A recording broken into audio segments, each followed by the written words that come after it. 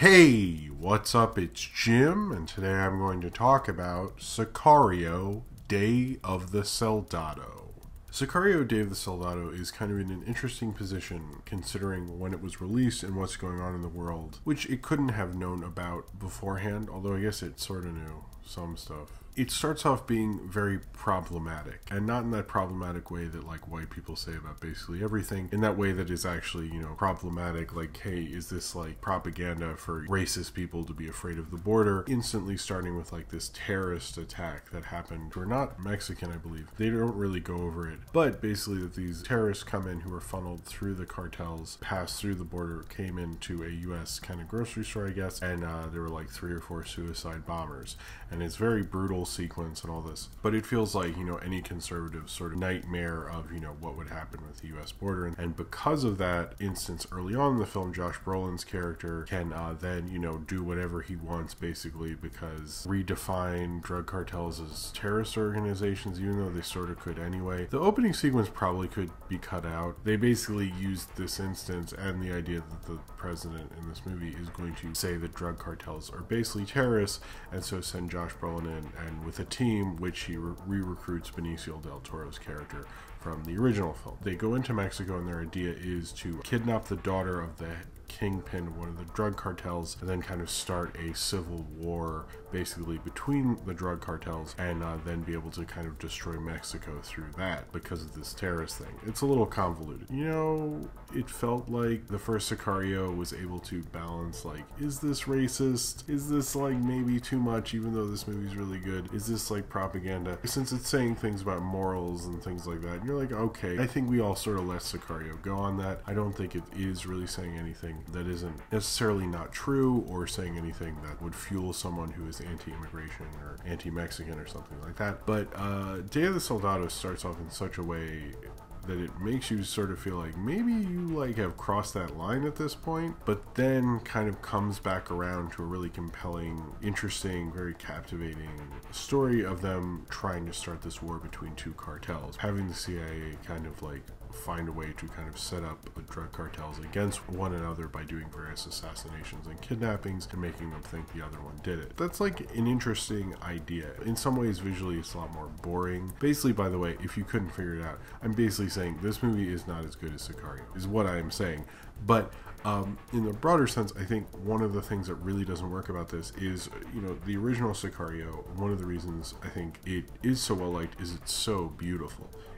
Obviously it's shot by Roger Deakins and it had all this meaning in every shot and everything like that. But this, although I think is well shot by Darren Wolowski, who's done stuff for Ridley Scott and Gore Verbinski and things, and he's a very talented cinematographer, but he's not really like saying anything as much emotionally. Like, he's not having like a epic like skyline of clouds that's supposed to like represent something the way almost like an Anthony Mann Western would or something like that. There's not that kind of meaning in it, as well as the fact that they're doing a lot of these like surveillance camera things. There are all sorts of people who think like, oh, that's so interesting because that's how it is now. And I'm like, yeah, but that is fucking dull. That's visually not interesting. There's a reason it's made for surveillance and not for like anything artistic. And people who try to make it artistic, it feels like it's such an utter failure. And in Sicario, it kind of nails down that point, especially. So visually, this film isn't really there compared to most action films, most thrillers. It still has a kind of punch to it, not as much as the original, but that's kind of like a next level sort of thing. So like, I guess we could let that go. The biggest thing that is a difference between this film and the other film, which I think brings up all these issues in the second film, and not just because the first one's better, which it is. The first one, you have Emily Blunt's character, and she is sorely missed from this film, but I think her narrative device is that her character is the new character who usually in most of these movies they sit down and they explain like literally everything to this new character. It's like what Luke Skywalker is, or John Connor in Terminator 2, something like that, where you literally have to have a beat where it makes natural sense to explain stuff to that person. And in that film they kind of actually weren't. They were sort of ignoring her, and like she was kind of thrown into this world, but she was still kind of that part of the story, and it was really smart. And I think Taylor Sheridan and the direction by Denis Villeneuve played with those tropes, and without that brought up all these moral things things where like you're not sure what side Benicio del Toro and Josh Brolin are on. You kind of get the opinion that Josh Brolin could go on either side wherever the money is, and Benicio del Toro is like very anti the cartels because of what happened to his family. It kind of dances these moral grounds, and you're not sure where people are going. And in Sicario, Day of the Soldado, you don't have that at all. It's just gone because Emily Blunt is not here, and you don't have like a certain character or any character really like that. You have all these experienced people, and it's very different, and it doesn't seem to be really saying something. It seems to be just straight telling this like, let's start a war with drug cartels in Mexico story, which, although is interesting, isn't really saying as much with that narrative, and isn't really saying how complicated and complex this whole situation is. There are hints at that, and I think it actually does that pretty well, especially towards of like how this is kind of like endless and no one really knows how to stop it. But anything about the ever-changing political climate, I think might be like kind of giving them compliments for a bad script that didn't seem to be able to explain things very well, since they do suddenly have things change, and it just feels a little like random. They're like, I don't know, we found out those terrorists actually didn't come from Mexico. And you're just like, wait, what? Like, why even have that then? I don't get it. That sequence, the more I think about it, the more I think about how they could have just said, hey, they're actually just going to do the drug cartels as terrorists thing. That would have made more sense to just have an incident that's more closely related. This would always be a problem with this film narratively, because you don't have Emily Blunt back, and I think that is more of a problem than they probably wanted to deal with, to be honest. And narratively, if they refer to that she's not here, I totally missed that part probably. But in this, I think one of the bigger things is, before there's like some mystery about these characters and things, but now that Josh Brolin and Benicio del Toro are the protagonists of this film, it really changes the kind of film it is. It's almost such a different from the original Sicario, but I think it's different in kind of the worst way, because I don't think these characters were ever really meant to be in this kind of a spotlight and take on this narrative. And with them taking on the narrative, it feels meaner. And I think Taylor Sheridan, who wrote this and has written the original Sicario and Hell and High Water, has this thing where like his characters are really great if they have sort of a moral code. If you think of like Chris Pine and Jeff Bridges in Hell or High Water, Emily Blunt in Sicario, they have moral codes to kind of the violence they're doing. It helped why he's written so many good crime films recently, is because he understands that's an easy thing to follow. This person lives under these kind of rules.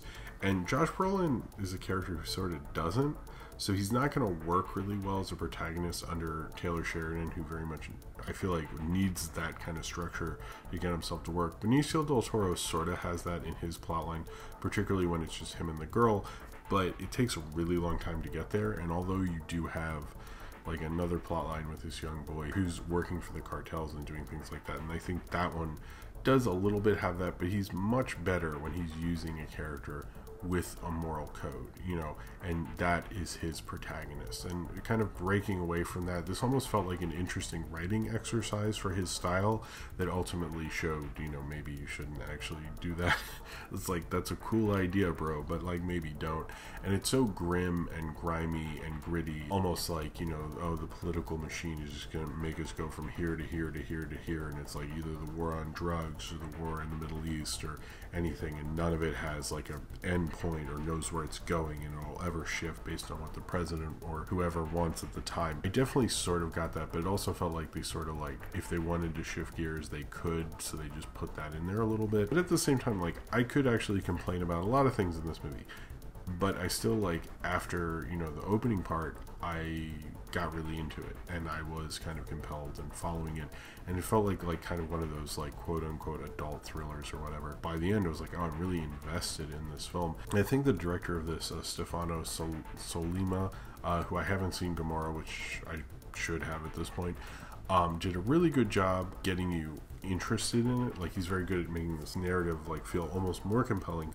But I think ultimately the script by Taylor Sheridan, who, you know, most of the directors who've worked with him have said later they've like reshaped some things and things like that. And I think, you know, Wind River wasn't the strongest film of the ones he's had written lately, and this feels kind of under that ilk, where he kind of, I think, became a bigger screenwriter because of what people were able to do with his material and almost like make it more interesting. And it seems like he doesn't understand what was taken out of it and changed about it to make him who he is, you know? And he almost doesn't understand what makes his style special. Like, he likes the kind of, I guess you could say, like, very superficial versions of his style, and this felt a little more superficial in that he was like trying to say something. He was trying to say something better, but ultimately Sicario 2 doesn't really do that. The opening is like very unfortunate, and it like derails most of the movie, and it probably honestly shouldn't be in there. And Sicario Day of the Soldado, if you're into thrillers, like you love thrillers, action thrillers, things like that, about this sort of thing, I think this is a movie for you. But unlike Sicario was like this piece of genre art, and this is just genre, kind of a decent enough genre film. If this had come out and not been a Sicario movie, I would probably like it a little more. But that's removing it from the context. And I think this film, the reason you might have issues with it and the reason you might not like it is all about context. Because having kids in cages and everything that's going on at the border makes you maybe rethink a lot of the things that are going on. I think they do try to humanize both sides and everything. It is a little hard to like get into that at this point right now. And I'm not someone who like necessarily, you know, is super into the news or something like that. But I think Day of the Soldado was sort of a little badly timed, but that's nobody's real fault who made it necessarily. And I guess I should take it away from that, but it does feel like often at the beginning they're like, oh, well, of course terrorists are with Mexican cartels. That makes sense because they're all evil. I sort of just wish like they'd stuck to just the cartel war thing. I thought that was probably the most interesting part of the film. Benicio del Toro is of course amazingly good again, as is Josh Brolin and Catherine Keener, who's kind of downplaying it quite a bit. Very different. Everyone in this is like, I feel like if they're in a comic book movie, or in Catherine Keener's case, Incredibles 2, they're like really playing it up and things like that, and they're really good at this, and everyone's sort of playing it more down. Although Josh Brolin's Thanos wasn't really playing it up, but this is, I guess, the end of Summer of Brolin. But it's like a cool way to end it, because I think he really did a great job of, like, you can tell he'd be a good sort of action hero in other things, and I think he does try to add a level of complexity and a level of character and a level of history to this character. So you really get, like, every time he walks in a room or something, you get that he understands the situation. He's been through this before and something. And there's a level of confidence that I don't think a ton of actors can really bring to that Josh Brolin really does. Benicio del Toro always, anytime he's on screen, is somebody you definitely are going to watch immediately. But I think what he does here with this character, who he's excellent at, Alejandro Gillick, and he's probably the only one who feels like he has a real moral code, but they just really don't get into it enough. I think Sicario isn't that deep of a movie ultimately, and it rushes to things and tries to say things about things that it really probably shouldn't, and it's not the interesting, thought-provoking first film. It's the dumber Sicario movie that got released in the summer, and you kind of have to take it at that, and under that it's actually, you know, pretty good and compelling and things like that. You kind of have to remove a bunch of context before enjoying those things, but I think you'd be surprised at by the end like how drawn in you really are by it, because it does make a very compelling, amazing narrative, which shows, you know, the power of Taylor Sheridan and this director and everyone kind of telling this film that despite like a really alienating opening sequence, by the end, I was so in it and interested in things like that. This is a very interesting franchise because it's not a huge franchise. It's so grim and dark and everything like that. But I sort of enjoy what it is right now.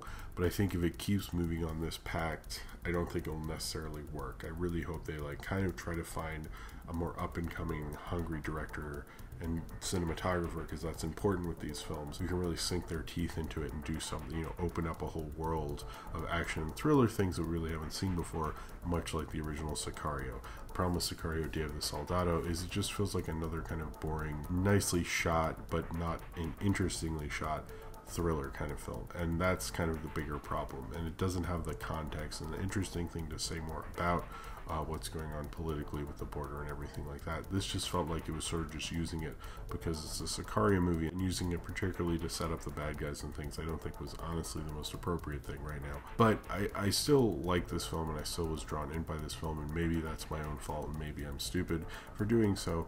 But I would recommend this if you're an action person, you're a thriller person, but if you've never seen Sicario, the first film, I would say just do that and maybe just stop after that most likely. This is probably honestly not for most people, and it probably honestly shouldn't be for most people either. So if you've seen Sicario, Day of the Soldado, and you would like to talk about it, then comment below in the comments and subscribe if you would like to.